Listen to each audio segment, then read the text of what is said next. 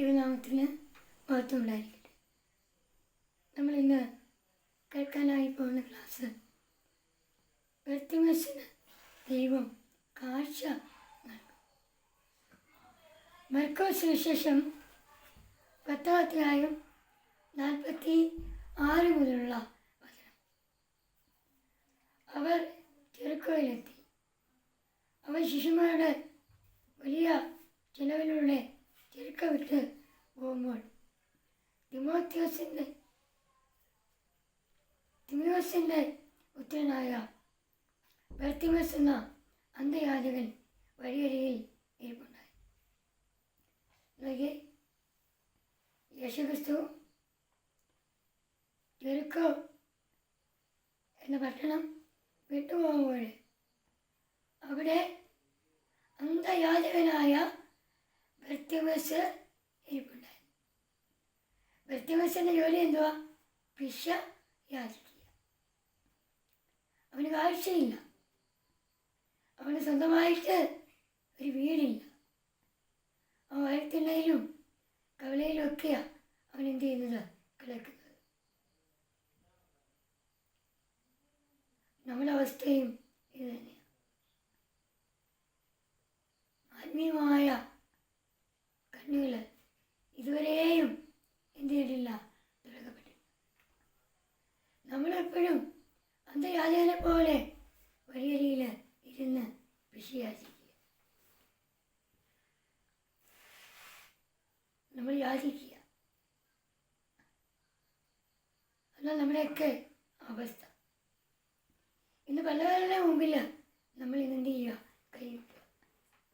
1000 താ, അല്ലെങ്കിൽ 100 രൂപ താ, ഒരു 10,000 താ എന്ന് പറഞ്ഞ് നമ്മുടെ ബന്ധുക്കളെയും മിത്രങ്ങളെയും ഒക്കെ മുന്നിൽ കൈ നീട്ടുന്ന ഒരവസ്ഥയാണ് നമ്മുടെ. നമുക്ക് പുറമേ കാഴ്ചയുണ്ടെങ്കിലും ആത്മീയമായ കാഴ്ച നമുക്ക് ഇല്ല. പക്ഷെ ഇവിടെ അന്ധയാചകന് എന്താണ്? അവന് കാഴ്ചയില്ല. അവന് ജന്മനാ മുതൽ എന്തില്ല? കാഴ്ചയില്ല. അവൻ യേശു അതുവഴി വരുന്നു എന്നപ്പോൾ അവൻ എന്ത് ചെയ്യുക? നിലവിളിക്കുക. നസറേനായ യേശുവേ, എന്നിൽ കനിയണമേ. ദാവീദ് പുത്രാ, എൻ്റെ മേൽ കനിയണമേ. അവൻ നിലവിളിക്കുക. നമ്മളിതുപോലെ ബർത്തിമേസിനെ പോലെ നമ്മൾ ദൈവസന്നിധിയിൽ എന്ത് ചെയ്യണം? നിലവിളിക്കണം. നമ്മുടെ ഓരോ ആവശ്യങ്ങൾക്ക് വേണ്ടി, നമ്മുടെ ഓരോ ആഗ്രഹങ്ങൾക്ക് വേണ്ടി നമ്മൾ ദൈവസന്നിധിയിൽ എന്ത് ചെയ്യണം? നിലവിളിച്ച് പ്രാർത്ഥിക്കണം. അതാണ് നമ്മൾ ചെയ്യേണ്ടത്. കരയുന്ന കുഞ്ഞിനെ പാലുള്ളൂ. അതുപോലെ വിളിച്ചെങ്കിലേ നമുക്ക് നമ്മുടെ പ്രാർത്ഥനയ്ക്ക് ഉത്തരം കിട്ടുകയുള്ളൂ.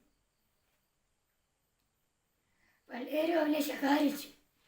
നീ മിണ്ടാതിരി എന്നൊക്കെ പറഞ്ഞ് ശകാരിച്ചു. പക്ഷെ അവൻ വീണ്ടും ഉച്ചത്തിൽ എന്ത് ചെയ്തു? നിലവിളിച്ചു. നമ്മളെ പലരും ശകാരി. നീ എന്തിനാ പ്രാർത്ഥനയ്ക്ക് പോകുന്നത്? നീ എന്തിനാ ഈ ഉച്ചത്തിൽ കിടന്ന് ദൈവത്തെ വിളിക്കുന്നത്? ചെറിയ വിളിച്ചാൽ ദൈവം കേൾക്കത്തില്ലേ എന്ന് ചൊല്ലിപ്പോയി. ഇവിടെകളെ നമ്മൾ ഉറക്കെ ഉച്ചത്തിൽ വിളിച്ച് പ്രാർത്ഥിക്കണം. നമ്മൾ നിലവിളിച്ച് തന്നെ ദൈവസന്നിധിയിൽ കരഞ്ഞ് പ്രാർത്ഥിക്കണം. ആ പ്രാർത്ഥനയ്ക്ക് എന്തുള്ളൂ? ശക്തിയുള്ളൂ, വിലയുള്ളൂ. വീണ്ടും ഉച്ചത്തിൽ നിലവിളിച്ചു. ദാവീദ് പുത്രാ, എൻ്റെ മേൽ കനിയണമേ, കരുണയായിരിക്കണം. നമ്മൾ ഇതുപോലെ കരഞ്ഞ് ദൈവത്തോട് കരുണയ്ക്ക് വേണ്ടി എന്ത് ചെയ്യണം? പ്രാർത്ഥിക്കണം.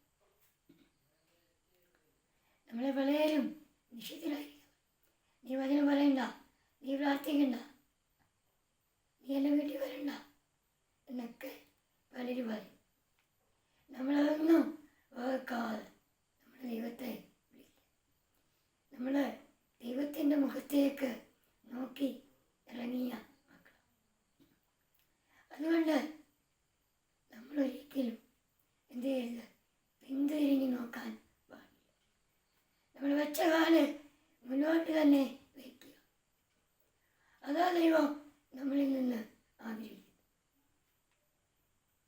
വീണ്ടും യേശു പെട്ടെന്ന് ഇങ്ങനെ പറഞ്ഞു, അവനെ വിളിക്കുക. അവൾ അന്ധനെ വിളിച്ച് അവൾ പറഞ്ഞു, ധൈര്യമായിരിക്കുക, എഴുന്നേൽക്കുക, യേശു നിന്നെ വിളിക്കും. ഇവരുടെ നിലവിളി കേട്ട് യേശു പറഞ്ഞു, ബർത്തിമേസ് എന്ന അന്ധയാചകനെ എൻ്റെ അടുക്കിലേക്ക് കൊണ്ടുവരിക.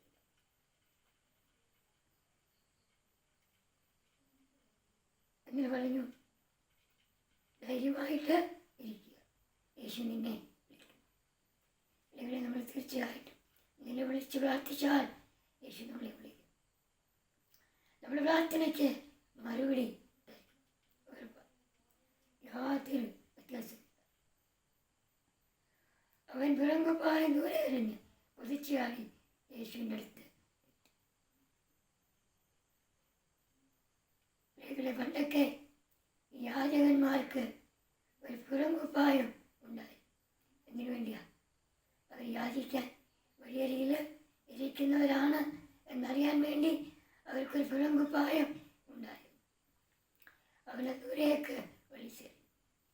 ഇനി എനിക്കെൻ്റെ ആവശ്യമില്ല, എനിക്കിനി യാചിക്കേണ്ട ആവശ്യമില്ല, എനിക്കിനി ആരുമില്ലോ പൈസ ചോദിക്കേണ്ട കാര്യമില്ല.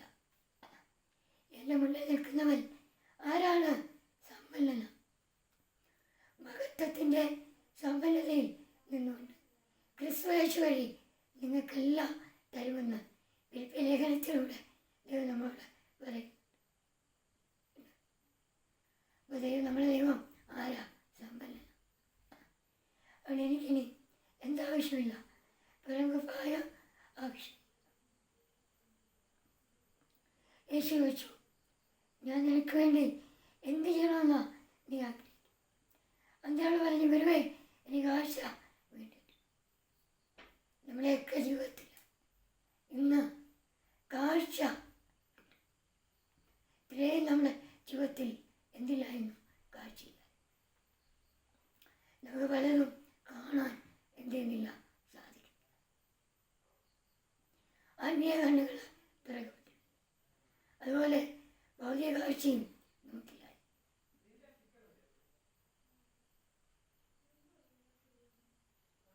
യേശു പറഞ്ഞു, നീ പോയിക്കൊള്ളുക, നിന്റെ വിശ്വാസം നിന്നെ രക്ഷിക്കും. തൽക്ഷണം അവന് കാഴ്ച ലഭിച്ചു. അവൻ യേശുവിനെ അനുഭവിച്ചു. നോക്കിയേ, ആ അന്ധയാചകന് ദൈവം കൊടുത്തു കാഴ്ച. ഈ 3 കാര്യങ്ങളാണ് നമ്മൾ മനസ്സിലാക്കുക. ഒന്ന്, അവന് കാഴ്ച ഇല്ല. 2, അവൻ ആരായിരുന്നു? യാചകനായിരുന്നു. 3, അവന് സ്വന്തമായിട്ട് ഒരു വീട് ഇല്ലായിരുന്നു. ഇതായിരുന്നു അവൻ്റെ കുറവ്. അപ്പം നമ്മുടെ ജീവിതത്തിലും ഇതുപോലെ ഒരുപാട് കുറവുകൾ ഉണ്ട്. അതുകൊണ്ട് ആ കുറവുകളെല്ലാം നികത്തി നമുക്കിന്ന് പ്രാർത്ഥിക്കാം. ബർത്തിമേസിനെ പോലെ കാഴ്ചയുള്ളവനായി നമുക്കിന്ന് മാറാം. പുറമേയുള്ള കാഴ്ച മാത്രമല്ല, ആത്മീയമായ കാഴ്ചയുടെ ലഭിക്കാൻ നമുക്ക് ദൈവത്തോട് പ്രാർത്ഥിക്കാം. ഒരു നിമിഷം കണ്ണുകളയ്ക്കാം, പ്രാർത്ഥിക്കാം. കണ്ണുകളെ ദൈവമേ, സ്വർഗ്ഗപിതാവേ, ഇത്രയും നേരം ദൈവസന്നിധിയിൽ നിന്ന് ഈ വചനം കേൾക്കുവാൻ ഞങ്ങളെ നീ ഒരിക്കലായി സ്തോത്രം. കേട്ട വചനം 30, 60, 100 വേലിയുള്ളവരെ അനുഗ്രഹിക്കും. ഒന്നുപോലും നഷ്ടപ്പെടുവാൻ ഇടയാക്കി. ദൈവമേ, ഈ യൂട്യൂബ് ചാനലിൽ കണ്ടുകൊണ്ടിരിക്കുന്ന എല്ലാ കുടുംബങ്ങളെയും എല്ലാ മക്കളെയും നീ അനുഗ്രഹിക്കും. ഒരു മക്കൾ പോലും നഷ്ടപ്പെടുവാൻ ഇടയാകരുതെന്ന് എല്ലാവരിലും ദൈവ വചനം നിറയുവാൻ പ്രാർത്ഥിക്കും. ഞങ്ങളെ പ്രാർത്ഥന നീ ശ്രദ്ധിച്ച് കരുതിനാൽ സ്തോത്രം. മാനവും മഹത്വം എടുക്കണേ. യേശുവിൻ്റെ തന്നെയുള്ള നാമത്തല്ലേ.